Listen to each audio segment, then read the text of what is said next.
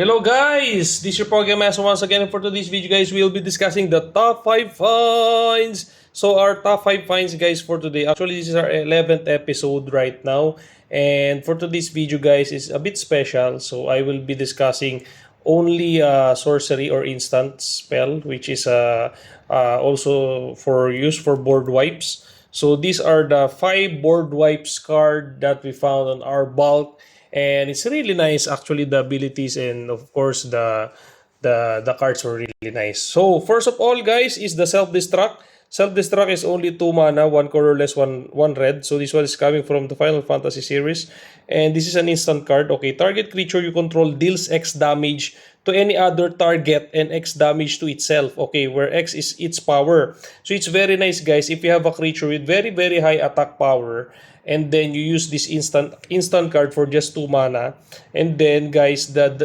attack power of that creature will deal damage to all other creature on the field. So that's how powerful this is. Self-destruct, but the bad side is that creature will also die. So self-destruct, very nice card. It can board wipe almost all of the card, or mean the creatures in the field. Very nice card. So our second card guys is Pyroclasm. Actually, this Pyroclasm guys, 2 mana, 1 colorless, 1 red, and this is sorcery spell. Okay, so this Pyroclasm actually guys, this is featured in the top 50 board wipe card for red, for the red cards. You can search that as well, because why? Because this Pyroclasm deals 2 damage to each creature. So all the self-destruct guys, you will damage also to all creature, and also your creature will be damaged.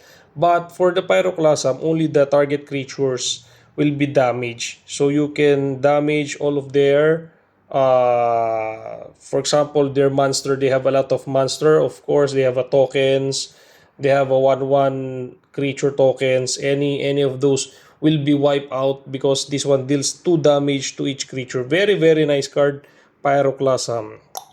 We're also selling this in our Shopee shop. So if you're interested to buy these cards guys, please check this out in our Daily Dose of Magic. We are a very nice shop, and we are giving some giveaways. So if you're interested to procure there, please buy. Okay, so for third card is a Lightning Bolt. I really like this card because this one is only 1 red mana. Okay, this is an instant card. And Lightning Bolt guys deals 3 damage to target creature or player. You can directly damage the player. For example guys, you're playing with commander, and then your opponent is only remaining 3 life. So you can directly damage the player guys. So this is insane card. And imagine if you have 4 of these, then you can damage the player 3 times for 12 life already will be lost to him in just 1 red mana.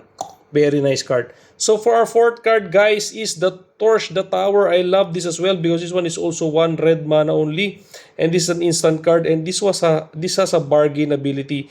So bargain, you may sacrifice an artifact, okay, enchantment or token as you cast this spell. So imagine if you have a lot of token, you can sacrifice one of that.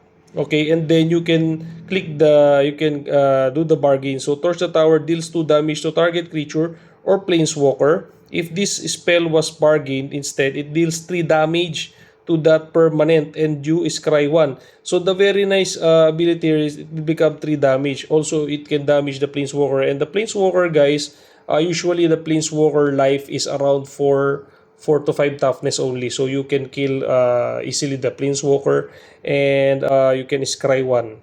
Very nice card guys, Torch the Tower. And for our last card, and I really love this. Actually, this one is my most favorite on those 5, because this one is a bit old card.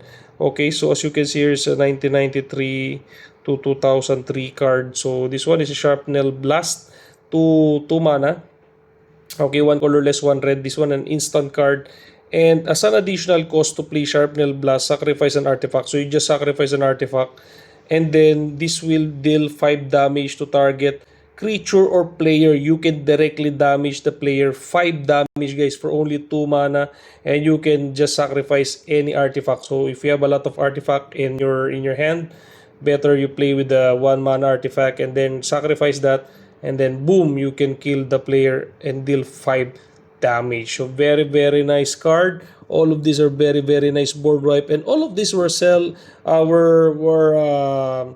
in our Shopee shop. So if you're interested to go there, guys, I'll put it in our description below, and hopefully you can procure in our Shopee shop. Thank you so much, guys, for all your love and support. This is your top 5 finds. Please subscribe.